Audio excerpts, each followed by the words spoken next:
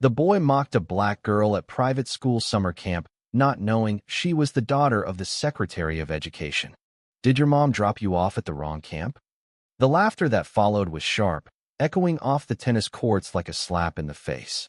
12-year-old Aaliyah Wright didn't flinch. She stood with her shoulders straight, holding her racket like it was a weapon, not an accessory. Her eyes, dark and calm, met those of the boy who had hurled the insult. Lucas Pendleton, the son of a New York hedge fund manager, clad in white Lacoste and privilege. It was her second day at Walden Hills Academy's elite summer program for exceptional youth, but already she knew exactly how the game was played. This wasn't just a camp, it was an audition for the future. Everything from your brand of water bottle to the pitch of your voice could slot you into a social caste or drop you to the bottom of it. And in this world of old money and invisible rules, Aaliyah's skin screamed outsider before she even opened her mouth. Lucas chuckled, nudging his friend Bryce. I thought this was a leadership camp, not an outreach program. More laughter. Some nervous, most eager. Aaliyah took a breath, calm as morning frost. She didn't need to defend herself. Not yet. The camp director, Miss Jenkins, pretended not to hear. She always did. Aaliyah walked past them without a word, her back straight, refusing to bow to their smirks. But deep in her chest, a furnace was lighting. That night, in her dorm room shared with two girls from Connecticut who barely acknowledged her, she opened her laptop and pulled up the essay she'd written on the plane ride from D.C. It wasn't an assignment. It was a statement, something she'd intended to keep private. But now, it had a purpose. It was titled, "The Walls You Build Are Made of Paper." By the third day, the entire camp had a nickname for her. The Transfer. No one bothered to ask where she came from. They assumed that she was there on scholarship, that she couldn't possibly know what an NFT was or how to navigate a hedge maze, that her name was only on the camp roster because someone from the diversity committee had pity. Lucas, of course, led the pack. He mocked her accent, though she had none. He raised his eyebrows when she answered questions in seminars, then whispered to his friends, "She read that on TikTok." In the dining hall, he called her Miss A.P. Lang when she quoted James Baldwin. When she corrected the teacher's misquote of a Frederick Douglass line, he imitated her in a falsetto voice until one of the staff finally told him to stop. But the reprimand was soft, almost apologetic. What no one knew, not Lucas, not the counselors, not even the faculty, was that Aaliyah was more connected to this camp's power structure than any of them could imagine. Because her mother wasn't just some government official. She was Secretary of Education Sharon Wright, the first black woman in U.S. history to hold the office. And she'd sent Aaliyah here not for the prestige, but for the observation. "You'll see more in silence than you ever will from a podium," her mother had told her. "Watch how the future is raised. And remember, your voice will carry further when they've underestimated you." So Aaliyah watched. She documented every smirk, every whisper, every offhand comment in the locker room about ghetto names and affirmative action kids. She saved it, quietly, strategically, until the day the essay contest was announced. The prompt, "What does leadership mean to you?" Aaliyah smiled. When the judges read her essay, they sat in stunned silence. Aaliyah didn't write about titles or accolades. She didn't quote Churchill or recite TED Talks. She painted a picture of what leadership looked like from the bottom of the ladder. From behind the cafeteria tray, from the outside of the lunch circle, from the girl who sat alone not because she lacked merit, but because others lacked vision. She described the passive complicity of educators who smiled through microaggressions, the boys who weaponized charm as camouflage, the way silence was encouraged because it kept the donors happy. And then, in her final paragraph, she wrote, "You invited me here to observe greatness. I did, but it didn't come from where you expected. Leadership is not inherited. It's revealed when no one is watching, and no one is pretending to be kind for the camera." The essay was anonymous. Until the award ceremony. When they announced the winner, Essay 14, "The Walls You Build Are Made of Paper," Aaliyah rose from her seat, walked past a frozen Lucas, and stepped onto the stage. The crowd clapped politely. Then her mother appeared from the back of the auditorium. Gasps. Whispers. Someone dropped their phone. Secretary Sharon Wright walked up beside her daughter, kissed her on the cheek, and took the mic. "I want to thank Walden Hills for allowing my daughter to attend," she said, "and for showing her what still needs changing." A long, Painful silence followed. Lucas turned pale. That was the moment he realized. The girl he had mocked was the daughter of the most powerful educational figure in the country. And she had heard everything. Aaliyah looked directly at him. Not with anger. Not with vengeance. Just clarity. He couldn't meet her gaze. The applause began hesitantly, then built, roared. Aaliyah had done what no protest could. She exposed the heart of the institution with a mirror and made it impossible to look away. The applause faded slowly, reluctantly. It wasn't the kind of clapping that came from celebration, it came from obligation, from the dawning awareness that something big had just happened, something that might end up in headlines. People glanced at one another, unsure if they were witnessing history or judgment. Lucas stayed seated, stiff, silent. The smirk that had been his signature all week had vanished, leaving only the faintest twitch at the corner of his mouth, like muscle memory trying to pretend nothing had changed. But everything had. Aaliyah walked down the steps of the stage with a grace beyond her years. The air around her had shifted. Where once the other campers saw a girl to ignore, they now saw a girl they had underestimated. And that frightened them more than anything. Bryce, Lucas's best friend and loyal shadow, leaned over and whispered, "Dude, her mom is, like, the secretary. You're screwed." Lucas didn't respond. His ears were burning, and a strange tightness had taken over his throat. He hadn't just mocked a girl. He had mocked power. The campers were dismissed for the evening, but no one returned to their cabins the same. Whispers buzzed through the paths like insects, biting, stinging. Some tried to approach Aaliyah, offering limp apologies or half-hearted compliments. She accepted none of it, not with words, not with smiles. Instead, she retreated to the quietest corner of the library and opened her notebook. She began writing again, not about the camp or Lucas, but about systems, about the ways even children inherit a broken legacy and wear it like a uniform. That night, Lucas couldn't sleep. He sat on the edge of his bunk while Bryce snored on the top. His phone buzzed every few minutes, texts from campmates sending him screenshots of Twitter threads. Somehow, someone had posted a video of Aaliyah's speech. It had already been viewed thousands of times. But it was the comment section that made his stomach turn. White boys getting too comfortable thinking no one's watching. This generation of black girls. Y'all better take notes. She didn't even need to raise her voice. She bodied them with truth. Lucas wanted to scream. He wanted to explain. It had been a joke. That's all. Except it wasn't. And he knew it. For the first time, Lucas saw himself not as the main character but as the villain. The next morning, he skipped breakfast. Bryce tried to joke with him, but Lucas was silent. During the leadership simulation in the amphitheater, he sat off to the side, offering no input, while Aaliyah was asked to moderate the entire activity. Her team won. Easily. Afterward, the head counselor, Mr. Lowell, pulled Lucas aside. "Your father called," he said.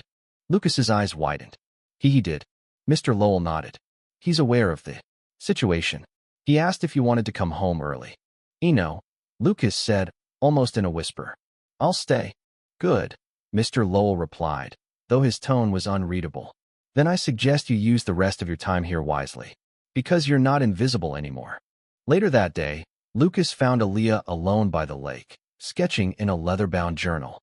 She didn't look up when he approached. He cleared his throat. "Hey." A beat of silence. Then another. He tried again. "I didn't know who you were." Aaliyah finally glanced at him. "And that changes what?" Lucas shifted uncomfortably. "It's just I didn't mean to." "You did mean to," she said simply. "You meant to put me in a box. It just wasn't the box you thought."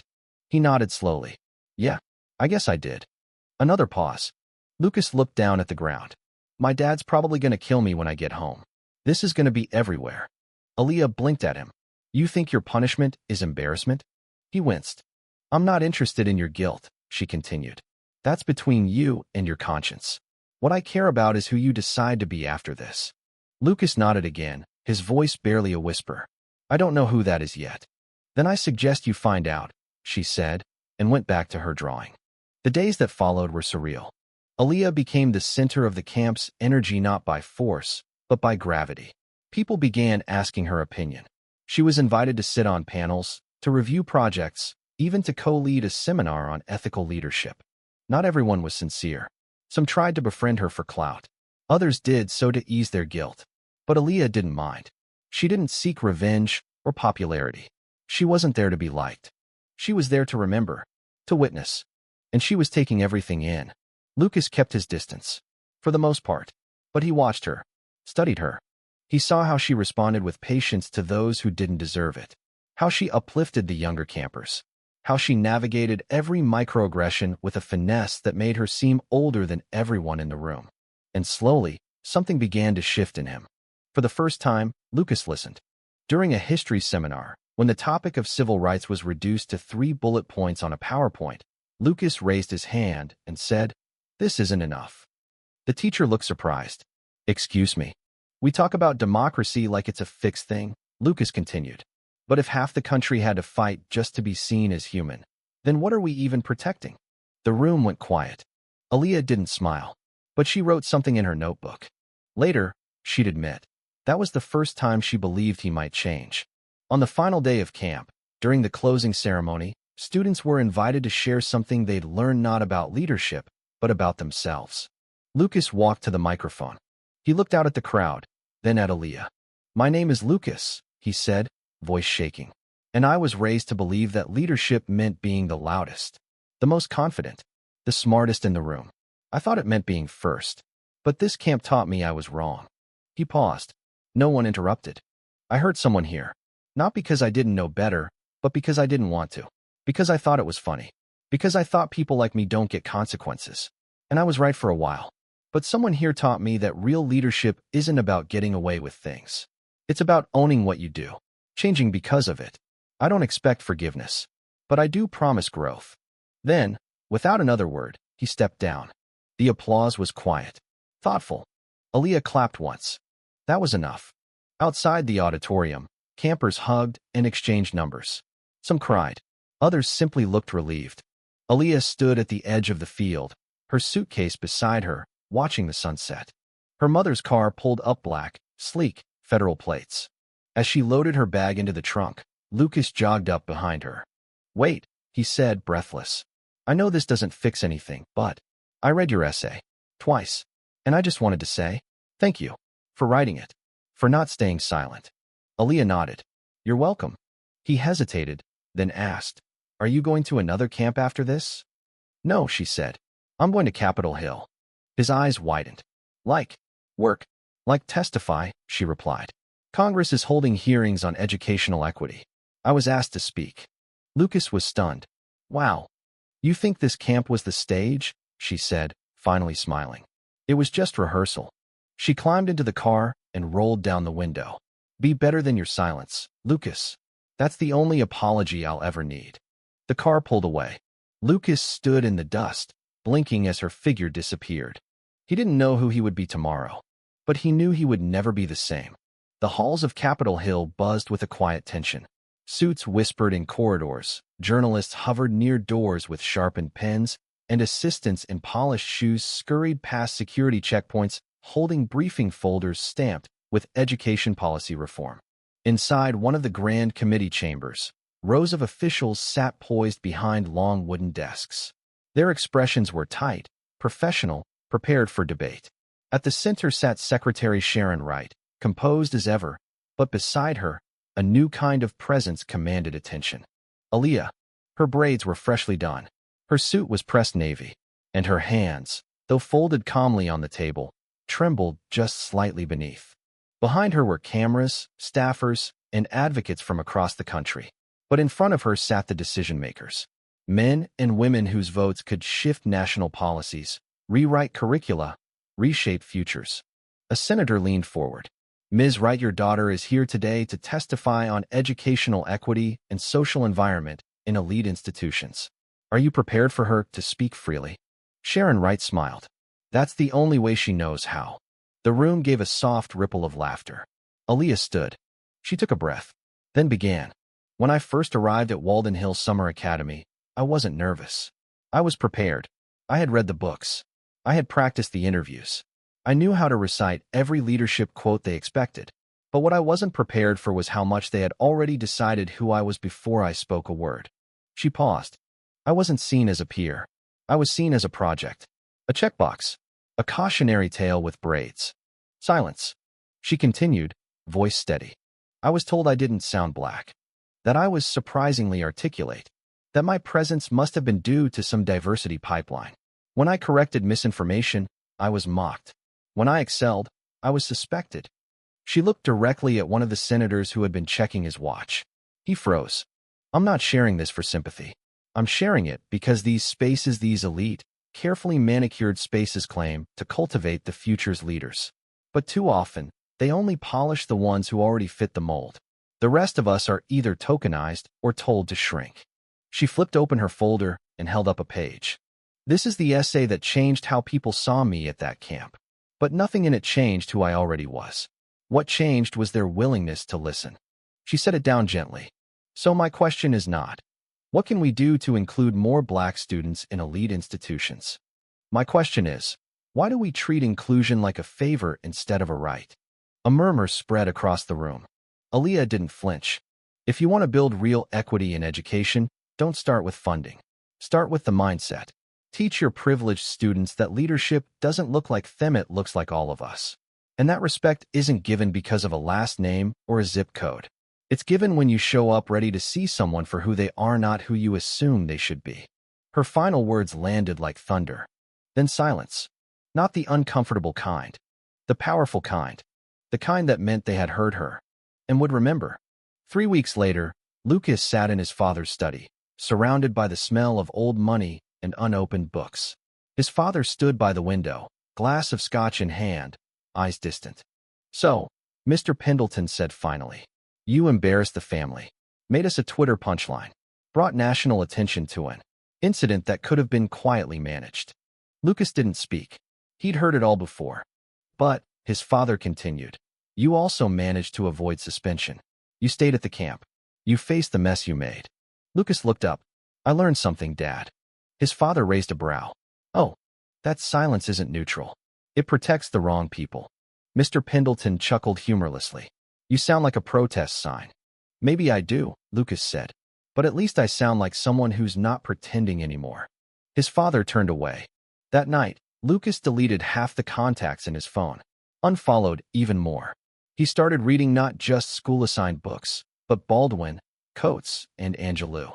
He didn't always understand them, but he kept reading. He sent an email to Aaliyah. Subject, no title.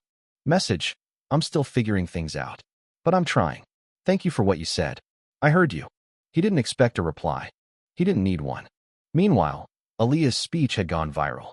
Not in the flashy, meme-worthy way, but in the quiet, steady way that moved through educators' group chats and parent boards, through college admissions offices and boardroom presentations.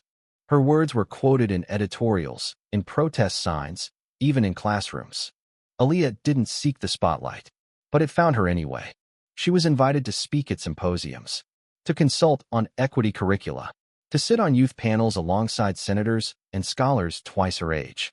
But most of all, she was flooded with letters, emails, messages from girls who looked like her, from students who had sat in the back of elite classrooms and wondered if they were allowed to take up space. They thanked her. Some wrote that they no longer felt invisible. Some wrote that they finally had the courage to speak up. And some wrote simply, me too. Those were the ones Aaliyah read the most. One letter, however, stood out.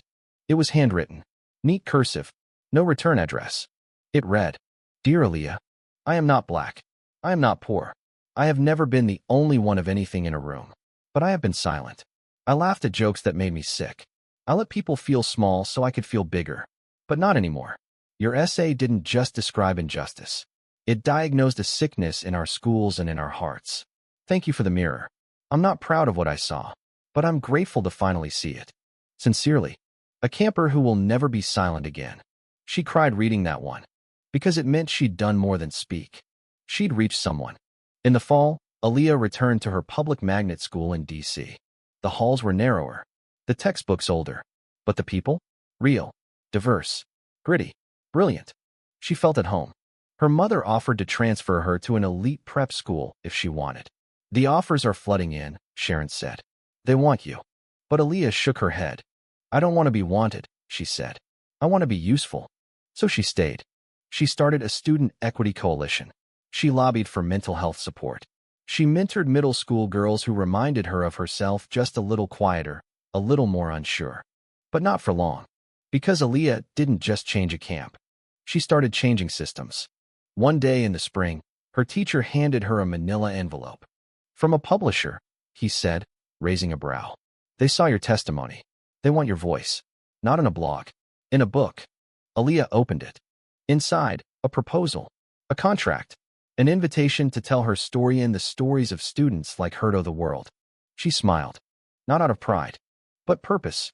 Back in Manhattan, Lucas walked into his school's diversity assembly not as a speaker, not as a guest, just as a student who finally wanted to learn. He sat in the front row, took notes, asked questions, and when someone in the back whispered a joke during the presentation, he turned around and said, calmly, "Not funny." That silence was over. 1 year passed. Aaliyah stood at the front of a high school auditorium not as a student, but as a keynote speaker. The room was packed with teens of every background, gathered for the National Youth Leadership Conference on Equity and Inclusion. Cameras flashed.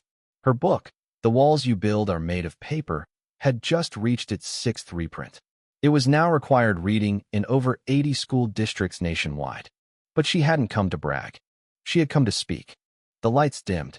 Her voice filled the room. Leadership isn't charisma. It isn't volume. It's the quiet decision to tell the truth when it would be easier to nod and laugh along. It's saying enough even if your voice shakes. Especially when your voice shakes. She paused, scanning the room. In the 3rd row, she spotted him. Lucas. He sat upright, dressed modestly. No designer labels. No smug smile. Just attention. A year ago, he had been the boy with the joke. Now he was the boy with the journal.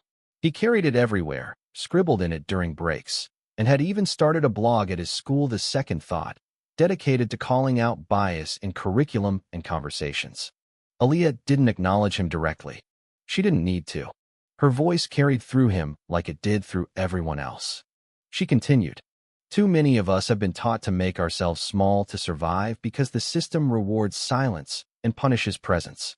But every time we speak, we stretch the boundaries of what's possible for someone else watching. So speak." The room erupted in applause. After the session, students lined up for autographs and selfies. One girl, about 12, with deep brown skin and wide, nervous eyes, held out a copy of Aaliyah's book. "Can you sign it to the future me?" she asked. "I don't know who I am yet." Aaliyah's heart swelled. She nodded. "Neither did I. But she's waiting for you. Keep walking." She wrote, "To future you, she's already proud of you. With love, Aaliyah." Outside, as the crowd began to scatter, Lucas approached slowly. He didn't wear the shame he once did, but he didn't wear entitlement either. Just humility. "I didn't expect you to remember me," he said. "I didn't forget," she replied softly. "But I didn't hold on either." Lucas nodded. "I don't know if I'll ever deserve forgiveness. I'm not a judge, Lucas. I'm a witness. You changed. That's what matters." He looked away. "Sometimes, when I talk to my friends now about stuff, racism, bias, equity, they say I sound woke. Or like I'm trying too hard. You know, I do," she said. And I keep talking," he finished. She smiled, just a little. "Then keep going." He handed her a folded paper. "It's an essay. One I wrote last month. About me. The me from before. I'm not asking for notes. I just wanted you to have it." She accepted it, tucked it gently into her satchel. She would read it later, when the noise faded. They stood in silence for a moment. Then he said, "I hope our first conversation isn't what defines me in your memory." "It won't be," she replied. "But it's what taught you. Don't ever forget that, either." That night, in her hotel room, Aaliyah sat by the window with the essay Lucas had given her. She unfolded it. The title, "How the Joke Became the Lesson." She read it slowly, thoughtfully. He didn't excuse himself. He didn't justify. He simply told the truth. Ugly, raw, and real. He described how he had learned prejudice not from hate groups or slurs but from laughter. From innocent comments. From dads who rolled their eyes at urban names and teachers who warned kids to be careful around the new girl. He described how comfort had blinded him and how shame had opened his eyes. She finished it, folded it, and cried. Not because of pain, but because of hope. Months later, on a panel with other youth leaders, Aaliyah was asked a question. If you could say one thing to the version of yourself from that first day at camp, what would it be? She took a moment, then said, I'd tell her, you're not too loud. You're not too much. You're just on the wrong stage for now. Meanwhile, in a small suburban classroom, Lucas stood before a group of younger students. He was now an assistant in a school outreach program called Peer Mirrors, designed to train upperclassmen to lead honest dialogues around race, gender, and privilege. He held up a picture of 3 stick figures standing on boxes of different sizes, trying to look over a fence. Anyone know the difference between equality and equity? He asked. A younger boy raised his hand. Equality is when everyone gets the same. Equity is when everyone gets what they need to have the same chance. Lucas smiled. Exactly, a girl asked. But what if someone doesn't want to give up their box? Lucas didn't flinch. Then that's not leadership. That's fear. At the year's end, Aaliyah was invited to the White House's Youth Summit on Civic Renewal. She delivered a speech that stunned even seasoned politicians. She didn't boast about her achievements. She spoke of every moment she had wanted to disappear. Every time a classroom looked at her like she was the one who didn't belong. Every time she was told to lighten up, smile more, or be grateful to be here. And then she said, we're taught to believe that power is earned through obedience. But real power is born from truth. And truth doesn't whisper, it roars. Her words echoed in chambers long used to silence. She finished her speech with one final promise. I'm not asking to be included. I'm building a new room. The crowd rose to their feet. And somewhere back in that original camp where it all began, an instructor now used Aaliyah's story as part of orientation. They had added a new essay to the welcome packet. The walls you build are made of paper. Students were required to read it and reflect. It didn't fix everything, but it made them pause. It made them think. Aaliyah never stopped writing, never stopped walking into rooms where she wasn't expected to exist, then turning them into rooms no one could ignore. And Lucas never stopped learning. He became the kid who interrupted teachers when they skipped the Harlem Renaissance. The teen who challenged the reading list until it included more than dead white men. The young man who spoke less but listened more. Because that summer at camp hadn't broken him. It had rebuilt him. One day, years later, Aaliyah received a package. No name, just a return address from Brooklyn. Inside, she found a copy of her book, dog-eared, scribbled with notes. Taped to the inside cover was a photo, a small, diverse classroom. Middle schoolers beaming. Behind them, a young teacher. Lucas. On the back of the photo, in blue ink. Still walking. Still listening. Still changing. Thank you. Aaliyah closed the book, looked out the window, and whispered to herself, keep walking.